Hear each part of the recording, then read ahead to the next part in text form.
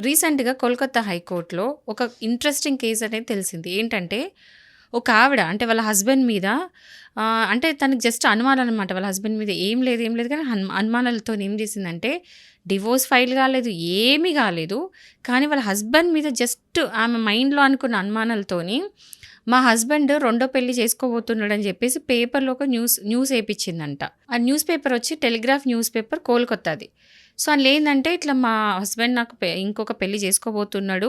మా హస్బెండ్ అంటే ఆమె ఇచ్చినట్టు గాకుండా వేరే వాళ్ళతోని ఇప్పించినట్టు వాళ్ళ హస్బెండ్ రెండో పెళ్లి చేసుకోబోతున్నాడని చెప్పి న్యూస్ పేపర్‌లో ఏపిచ్చినందుకు కోల్‌కతా హైకోర్ట్ ఆమెను మందలించి 1,00,000 ఫైన్ ఎయడం జరిగింది. ఎందుకంటే అక్కడ అట్లా అసలు ఏం జరగనట్టు జరగలేదు. బట్ ఈమె ఏదో అప్రిహెండ్ చేసుకొని, ఈమె మీద సినిమా యేసుకొని, ఊహించేసుకొని, ఆయన పెళ్లి చేసుకోబోతున్నాడని చెప్పేసి ఏకంగా న్యూస్ పేపర్‌లోనే ఒక న్యూస్ ఏసేసి ఆయన డీఫేమ్ చేసింది. అంటే ఆయన రెప్యుటేషన్, ఆయన ఇమేజ్, ఆయన పరువంతా తీసేసిందని చెప్పేసి డీఫమేషన్ కేస్ కింద ఫైల్ చేసి 1,00,000 ఫైన్ ఆమె మీద వేయడం జరిగింది. సో, ఇట్లాంటివి ఇంకా ఎన్ని వింతలు చూడడానికి ఉంటాయో ఫ్యూచర్‌లో ఇంకా తెలీదు. బట్ ఇక్కడ జోక్ ఏందంటే ఆ వైఫ్ ఆ 1,00,000 కట్టాల్సింది వాళ్ళ హస్బెండ్‌కే. సో, చాలా మందికి ఒక డౌట్.